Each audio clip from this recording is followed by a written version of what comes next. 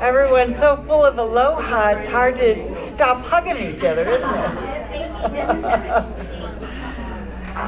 I think that's it. Okay, it's time for birthdays. Woohoo! If you have a birthday in February, I would like you to come on up. Happy birthday!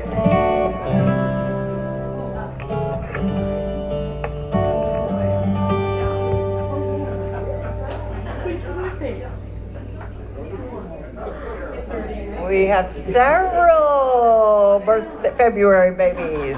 Yeah. Okay.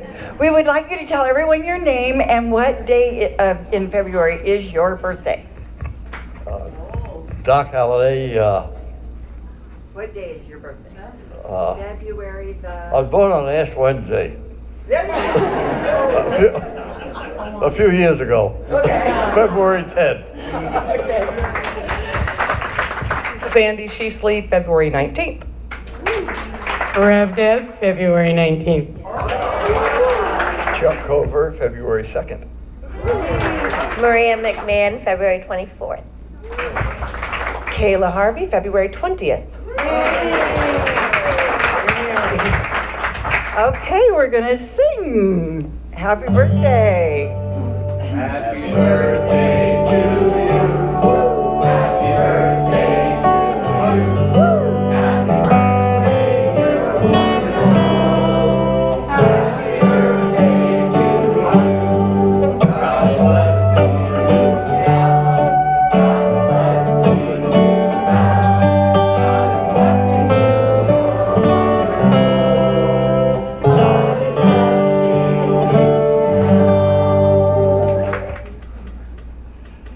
Okay, the daily word is let go, let God. I make an active choice to let go and let God. To someone unfamiliar with the phrase let go, let God, the words may seem to be a spiritual cop-out, a popular slogan used with a shrug of inevitability. It's out of my hands, and I'm resigned to the inevitable. In truth, let go, let God describes an active choice that is always mine to make.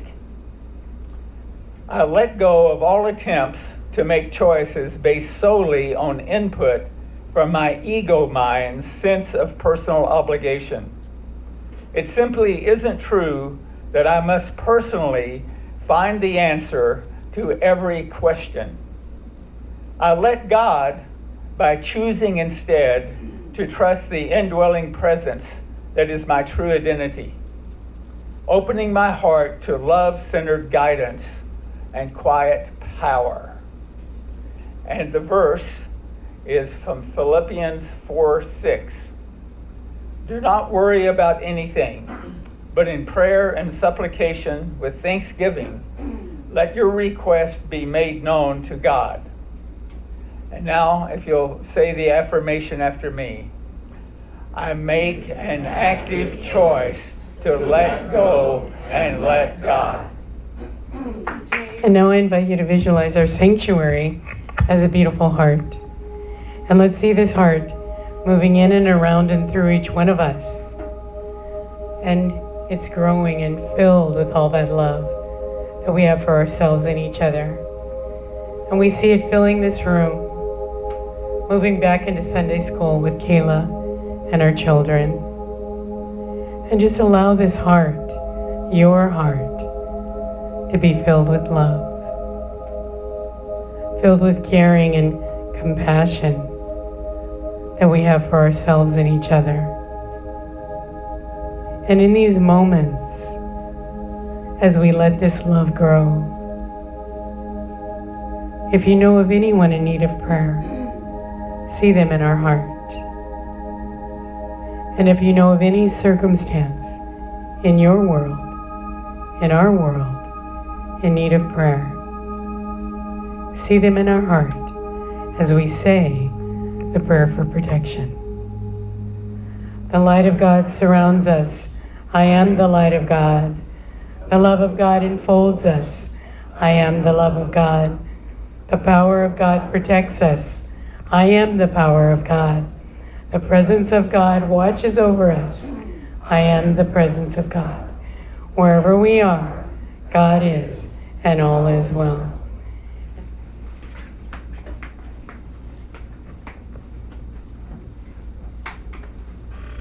And now we take time to rest, to relax, and to revitalize. We take time for meditation. And I just invite you to close your eyes as we follow this path of the mystics. In meditation, we may experience divine love. I invite you to allow these words to guide you. As you center yourselves in the one presence and one power, in the stillness.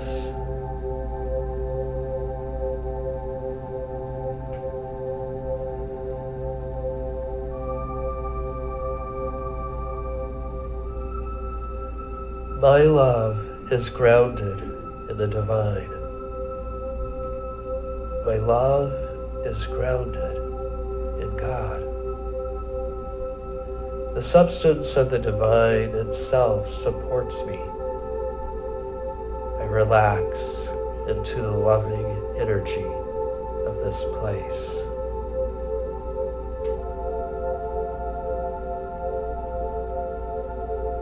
This morning I take time to commune with the spirit of love. I practice that which allows me to relax.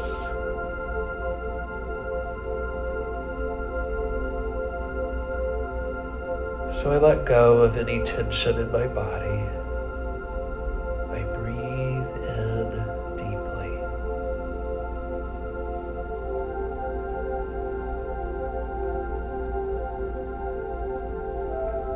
And as I exhale, I know that love is my foundation in the quiet.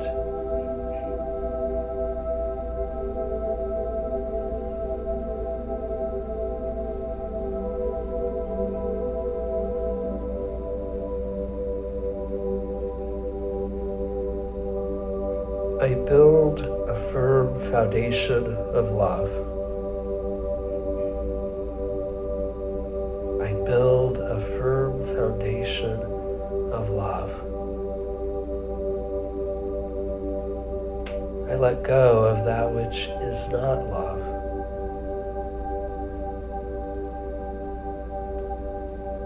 And I live and I move and I have my being in this love.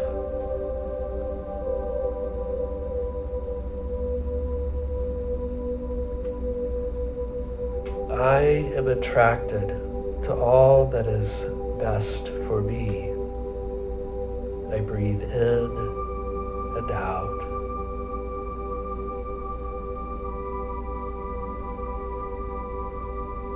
As I build a firm foundation of love in the silence.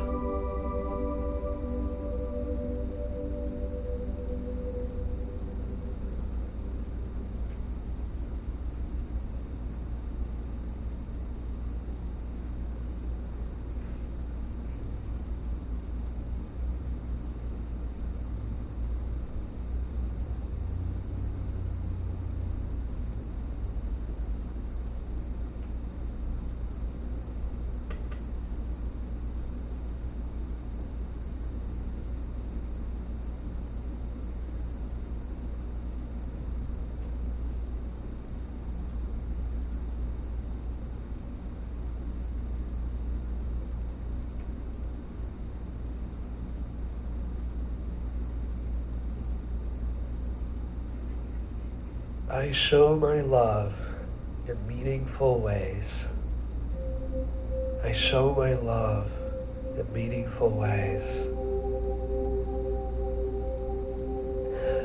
I share my joyous love with the world. I picture my compassion flowing out of my center to all those in this room, to all those in my household, to my neighborhood, to my island, to the people of the Pacific and the world. Once again, I breathe in deeply and fully.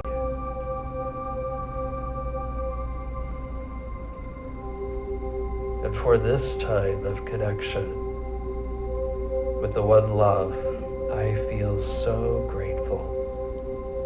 I show my love in meaningful ways. And so it is. Amen. Good morning, everyone. Good morning.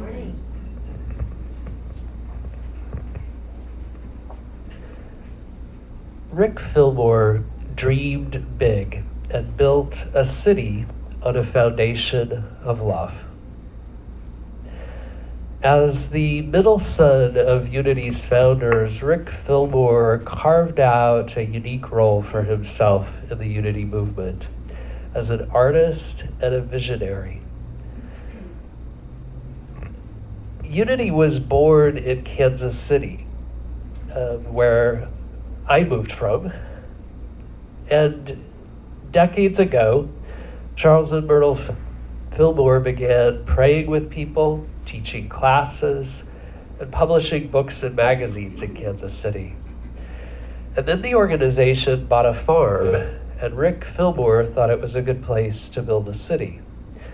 Unity was actually growing in the 1920s. And so people poured their love into this idea. Rick's architect friends helped build. They built country houses. They built an 8-story water tower that looked like a Mediterranean-style bell tower in the middle of a cornfield. And people dreamed big around this idea. But all of that changed in 1929 and the Great Depression. Rick Fillmore's plans just seemed elaborate and maybe a bit crazy. They packed up boxes, they moved back to their offices in Kansas City, and those buildings sat empty for a time. Local people even made fun of it. They would drive past that bell tower in what had been a cornfield. They called it Fillmore's Folly. So what do you do when your plan of love, when your actions seem to fall apart? Can we start again? And is there really more than one way to show compassion? So today I'm going to talk about building some more, but we're also going to talk about love.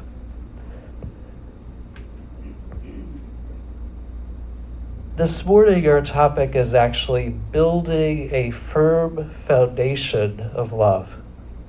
And we know that love is a universal need. Everyone requires it. Today we're going to explore how we recognize the spiritual basis of love, building a firm foundation in consciousness, and building relationships using the languages of love. So the question this morning for each of us is, what is the foundation of my life?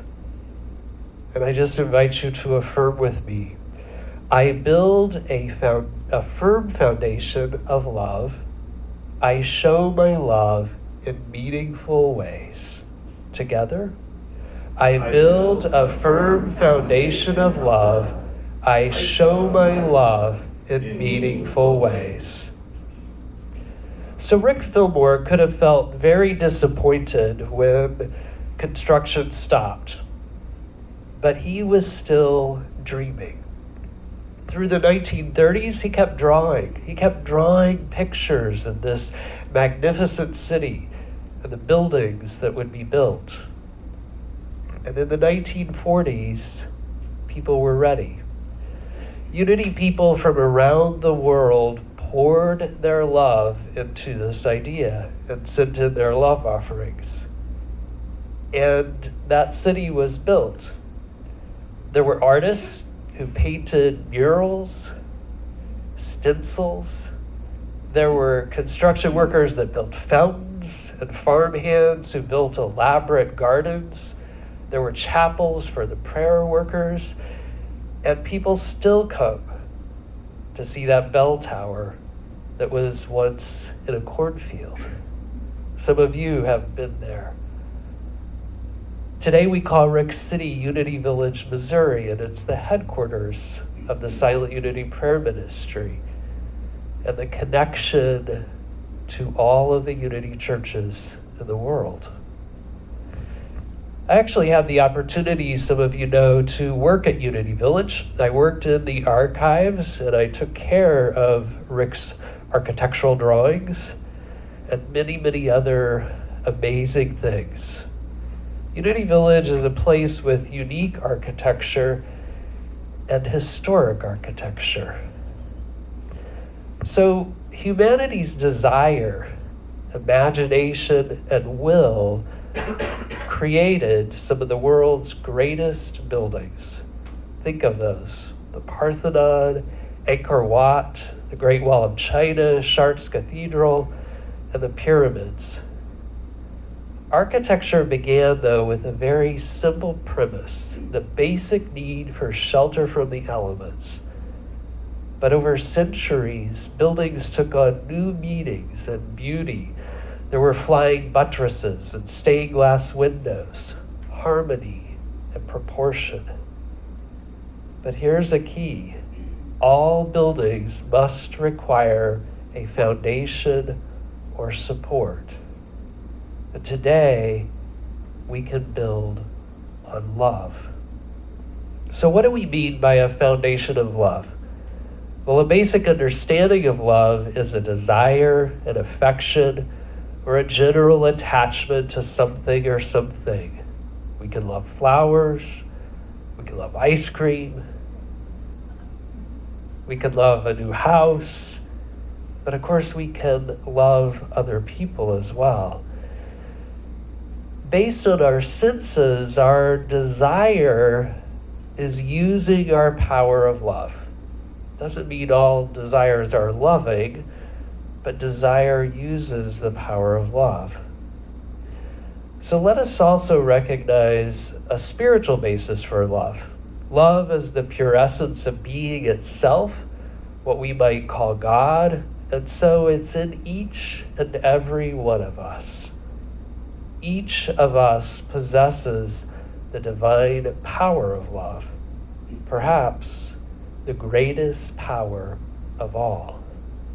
And this power of love has been described as the great harmonizer. Has anyone read the book, The 5 Love Languages? Yeah. So I realized in listening to the audiobook that the book came out like 25 years ago. But this is still very relevant. Psychologist Gary Chapman based it on 30 years of qualitative research. So many people have found it effective that it's been published in multiple languages throughout the world. It begins with the premise that love is a basic human need. We all need to feel loved. And as children, we might cry out for love, or we do cry out for love. Your parents may have known just what to do, or sometimes they miss the mark. Chapman says that childhood misbehavior is a misguided search for love. When we don't feel loved, we act out or we withdraw. As adults, our romantic relationships usually start with excitement and an emotional high. And this usually lasts for a few months or maybe up to 2 years. And then comes that reality. of the day-to-day activities, and you meet the real person. The magic of infatuation may crumble in a challenge. So Chapman came to realize that there were 5 common ways of love from his practice as a marriage counselor. Now, no surprise, people don't go to marriage counselors when everything's going well. So the couples he met complained. She doesn't spend time with me. He nags and belittles. He goes on trips and he never brings me anything. I could just use some help around here. Or sometimes I just want a hug. While love creates the groundwork for healthy relationships, Chapman learned that there are these different styles, different ways of communicating. And in most cases, he found that couples have different love languages. When we feel loved, we receive love in ways that are most important to us. We can also strengthen our relationships when we learn to speak or to show our partner's love languages. So compassion, we know, is the foundation for most significant relationships and for marriage. But do you think the concept also applies to children and friendships? Yeah. And it might work in the office too. So the Hebrew and Christian scriptures contain numerous references to the foundations of the earth built by God, the foundation of the temple built by the people of Israel. The story of 2 foundations was a common analogy in the Near East. In Luke 6:46-49, this story is attributed to Jesus of Nazareth. Why do you call me Lord, Lord, and you do not do what I tell you? I will show you what someone is like who comes to me, hears my words, and acts on them. That one is like a man building a house who dug deeply and laid the foundation on rock. When a flood arose, the river burst against the house, but could not shake it because it was well built. But the one who hears and does not act is like a man who built a house on the ground without a foundation. When the river burst against it, immediately it fell, and great was the ruin of that house. So the master teacher called out people to take his spiritual lessons and apply them. So what if we know ideas intellectually, but we don't use them? When we go through life without a strong foundation in our minds, we can be shaken when we encounter challenges. Our relationships can be shaken. We're kind of like the Leaning Tower of Pisa, right? Without a firm foundation. We might be beautiful, but we'd be fragile or dangerous. Instead, like a man building a house, we build our consciousness. We can dig deeply, we can examine our feelings and needs, and we can lay a substantial foundation of values. And one of those values, of course, is love. We can act on our values when we give appropriate touch, when we speak positive words, when we give gifts, when we help each other, and we share quality time. Like a house on a rock, when a flood comes, we're ready for the challenges. Our consciousness does not shake because we're confident in our divine purpose. Think about some of the mystics of the world who related to the divine so deeply. They loved so deeply that suppression, trials, loss of friends, even violence could not shake them. So the styles of love offer actions to be effective and consistent in relationships. They're ways to show our love to those we love most. When we feel secure about being loved, our relationships are more secure. So the 5 languages of love are physical touch, acts of service, gifts, quality time, and words of affirmation. So let's look at each one, knowing that we give and receive. And love is the basis of all these styles, but you're likely to find one most meaningful. Our very first language as children is physical touch, right? We got that from our parents, likely from our mother. Kissing, hugging, holding hands, or maybe a loving pat on the shoulder represent this language. Touch especially strengthens romantic relationships, whatever your primary love language. When this style is meaningful, you say, I feel loved when you touch me. Acts of service. Acts of service are helpful tasks, thoughtful deeds. It might mean a household project, washing the dishes, or repairing something. When this is meaningful, you say, I feel loved when you help me. Gifts also represent love. This doesn't have to mean being materialistic. Giving presents begins with a loving thought, carefully choosing something, and sharing that item with affection.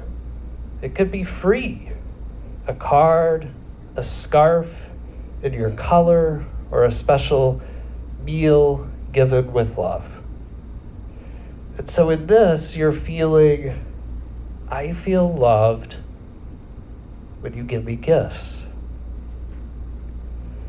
Quality time denotes spending time talking and listening, often face to face, doing things together with minimal interruptions, probably no TV. When this is meaningful, you say, I feel loved when you spend time with me. Words of affirmation refers to positive encouragement or appreciative language. And we all know how painful negative words can feel.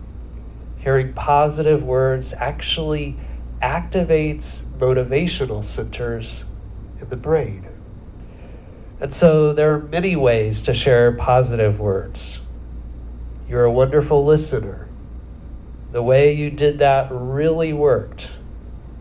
I love you. When you have this as your language, you say, I feel loved when you speak positively to me.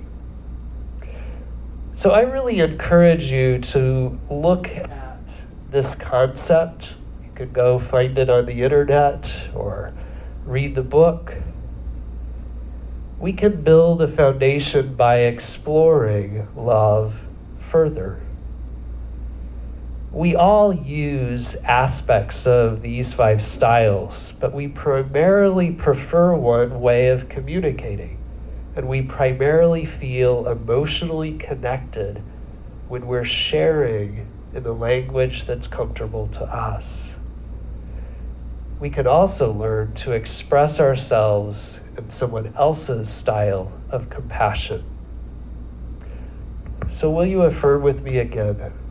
I build a firm foundation of love. I show my love in meaningful ways. Together? I build a firm foundation of love. I show my love in meaningful ways. So this morning I invite you to leave here with an action of love on your mind. Just pick one. We shape designs with kindness, a love grounded in the divine. Our care is strong and sturdy. Our compassion is resilient and significant. We create doors and windows to connect. We consider them meaningful to form dynamic and beautiful bonds. We build our own masterpieces on a foundation of love. Aloha. We love it. Before we do our tithes and offerings, we every month on the first Sunday of the month, we acknowledge and bless those who have been of service, our volunteers for the month. And so they're Terry and Glenn. Will you come up?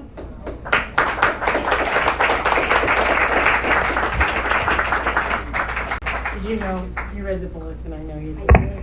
She did. Did Glenn? No, he did it.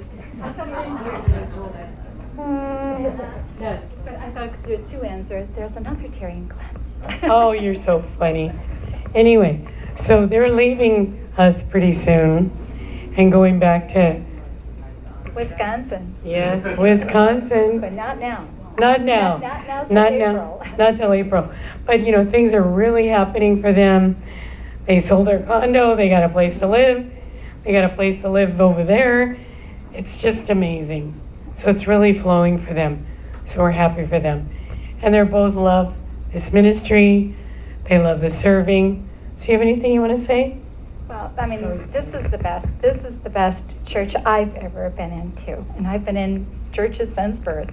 Yes. And this is a wonderful, loving atmosphere here. And I just appreciate everyone here. It's just been wonderful. And I appreciate Eric for coming and speaking. Rev Deb, you know, she's so central to our experience here, full of love. And Larry and Ingrid, wherever you are, there's Ingrid. Yes. And David and all of the choir. I mean, so many wonderful friends and things we've had here. Yeah, there's not much more I can say. I agree with everything Terry said. I mean, this is just a great church, and we're going to miss all you people, that's for sure. And hopefully we'll be able to come back and visit. Yeah. I will definitely watch you on YouTube. Yes, YouTube. Thank you guys.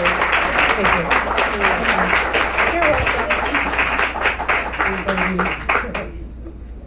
Yeah, so that's a wonderful way we acknowledge all of those of you who serve. And, you know, we wouldn't be here if it wasn't for all of you. That's the absolute truth.